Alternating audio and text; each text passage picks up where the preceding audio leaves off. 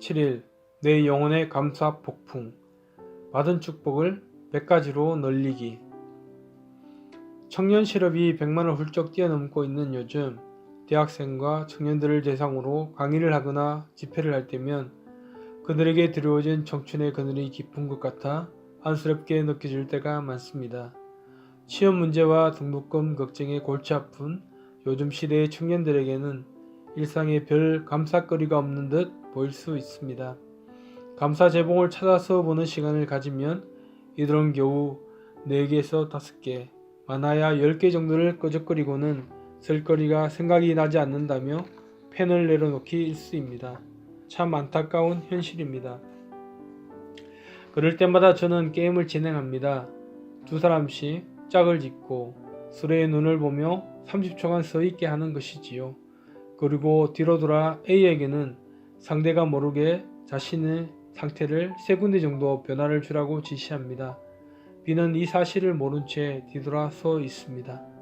그리고는 다시 돌아서서 B에게 A의 달라진 점을 찾아보라고 하는 게임입니다. 결과는 어떨까요? 달라진 3군데를 쉽게 찾을 수 있을까요? 대부분은 바뀐 곳을 찾아내지 못합니다. 그러면 이번에는 다른 방법을 사용해 봅니다. 바뀐 모습을 찾을 예정이라고 알려준 후 찾으라고 하면 모두들 신기할 정도로 잘 찾아냅니다. 이 게임을 통해 깨닫게 되는 것이 있습니다. 찾아야겠다고 마음을 먹어야 찾게 된다는 것입니다. 감사도 마찬가지입니다. 감사의 눈으로 찾아야 보입니다. 감사를 볼 수 있는 눈이 있어야 합니다. 게임이 끝난 후 다시 내가 받은 축복을 헤아려 보라고 하면 3개 내지 4개씩 쓰던 학생들이 이제는 20개 이상씩 써내려 갑니다. 그런데 100가지를 써보라고 하면 다시 머리를 쥐어짜며 난간에 봉착하고 맙니다. 하지만 여기서 포기하면 안됩니다. 이 한계가 바로 감사의 감각을 깨울 수 있는 포인트가 되기 때문입니다. 천재들의 창조적 습관을 쓴 트랄라 타프는 창조성을 극대화시키기 위한 방법으로 60가지 아이디어 내기를 제안한 바 있습니다.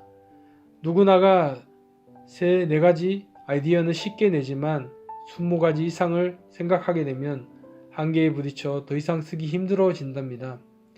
그런데 창조성이 발휘되는 곳은 바로 이 지점이라는 것입니다. 한계점이 곧 창조성이 시작되는 곳이라는 이야기이죠. 감사거리를 찾는 일도 마찬가지입니다. 학생들은 강사가 내준 내가 받은 축복의 개수를 채우기 위해서라도 머리를 짜내며 자신의 전 일생을 뒤돌아보게 됩니다.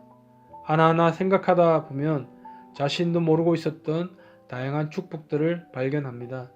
여태껏 불만거리, 나에게 부족한 점, 세상의 불공평함, 경제적 위기에 대한 불안, 가난한 자신의 처지 등 자신이 가지고 있지 않은 것, 어쩔 수 없는 일들에 초점을 맞춘 채 살아왔다면 이제는 자신이 이미 받은 것을 헤아리며 집중하고 감사한 마음을 갖게 되는 것입니다. 100가지가 모두 채워져 있을 때면 자신이 받은 축복들이 얼마나 많은지를 인식하게 됩니다. 하루를 기도로 마치게 해주셔서 감사, 늦은 밤 마중 나와준 엄마에게 감사, 버스에서 머리카락이 날릴까봐 창문을 닫아준 분에게 감사, 집 앞에 바로 가게가 있어서 감사, 내 인사를 받아준 경비 아저씨에게 감사, 아빠 손을 잡을 수 있어서 감사, 나를 가격하는 후배와 친구가 있어서 감사, 하다못해 내가 운동화를 몇 켤레 가지고 있는지까지 생각하게 보며 새삼 자신이 가진 것이 많은 사람이었구나 하고 자각하게 됩니다. 그러면서 자연스럽게 감사하게 되는 것입니다. 회복 탄력성의 저자 김주환 교수는 요즘처럼 변화가 심하고 위기가 자주 찾아오는 시대에 가장 중요한 것은 위기나 어려움에 직면했을 때도 다시 일어설 수 있는 능력, 즉 회복 탄력성이라고 이야기합니다.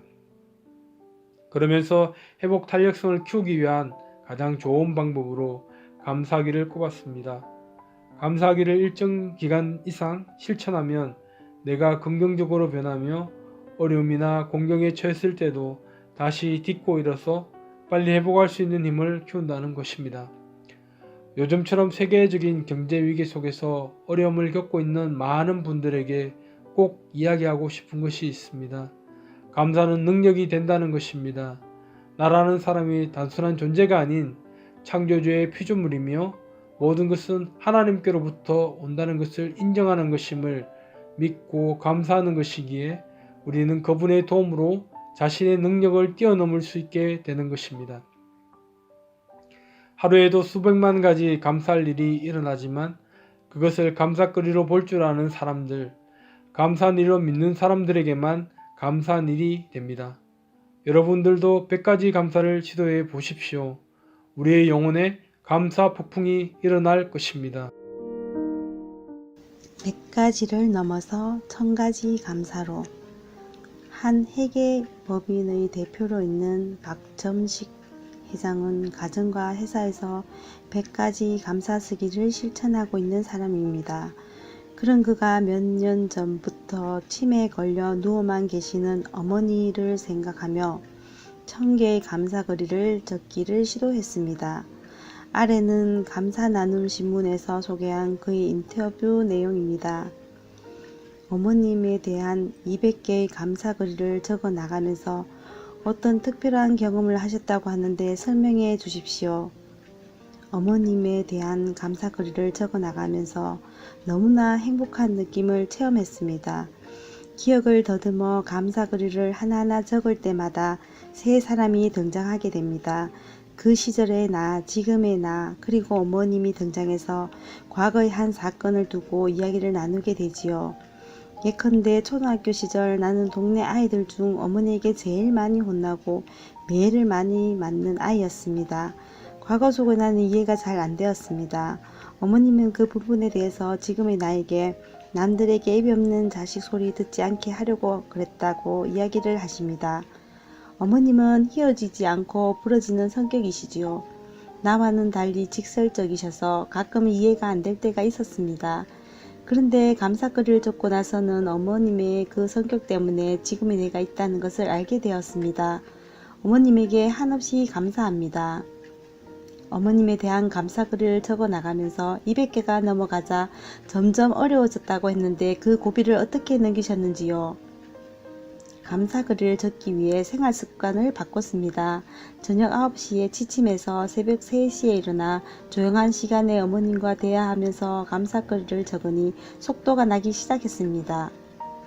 어머님과 무언의 대화를 나누면서 감사글을 300개를 적고 나서 떠오른 감사의 내용은 무엇이었나요? 어머님이 저에게 무한 신뢰, 100% 신뢰하셨다는 것을 알게 되었습니다. 그렇다면 나는 내 아이들을 100% 신뢰하고 있는가? 자문해 봤지요. 그랬더니 아니었습니다. 나는 늘 내 생각을 아이들에게 주입하려고 했던 것 같았습니다. 어머님은 초등학교 때까지는 나를 매로 교육시켰습니다. 중학교 때부터는 말로 교육하셨고 중3이 되고부터는 특별한 말씀도 하시지 않으시고 무한한 신뢰를 보이셨습니다. 인생의 항로에서 몇 번 샛길로 돌아갈 때도 100% 신뢰를 보이셨지요. 그 덕분에 내가 주도적으로 내 인생을 개척할 수 있었고 지금의 내가 될 수 있었습니다. 300개에서 400개의 감사거리로 넘어갈 때는 어떤 느낌을 가졌는지요? 내가 똑똑해서 성공했다는 생각을 하고 있었지만 모든 것이 어머님 덕분이란 것을 새롭게 깨닫게 되고 나의 모든 생각, 성격, 어느 것 하나 어머님의 영향을 받지 않는 것이 없다는 것을 알게 되었습니다. 예컨대 어머님께서는 늘 너는 혼자밖에 없으니 좋은 친구들을 많이 사귀라고 당부하셨습니다. 이 말을 자주 듣다 보니 천성이 되어서 학창시절부터 공부 잘하는 친구에서 운동을 잘하는 친구까지 두루 사귀었고 사회에 나와서도 다양한 친구들이 생겨 사회생활에 큰 도움이 되고 있습니다. 500개의 감사거리로 넘어가선 어떤 세계를 경험하게 되었는지요? 평소에 생각하지 못했던 사건, 행동, 어머님의 말씀이 꼬리에 꼬리를 물고 떠올랐습니다. 물론 막힐 때도 있지만 한계가 서지면 실타래 풀리듯이 감사거리가 줄을 이었습니다. 또한 감사거리가 단답형에서 장문형으로 변하게 되어서 감사 하나하나가 길어지게 되었습니다. 감사글을 찾아 적는 시간이 너무 행복해서 이렇게 즐거운 시간이 빨리 끝나지 않도록 이제는 하루에 10개씩만 적고 있습니다. 600개에서 700개의 감사거리를 적을 때의 주된 내용은 무엇인지요? 어머님과 우리 아이들과의 대화네요. 어머님이 우리 아이들에게 해주신 감사글이로 채워지더군요. 어머님은 1000개를 채우기 전에 돌아가셨습니다.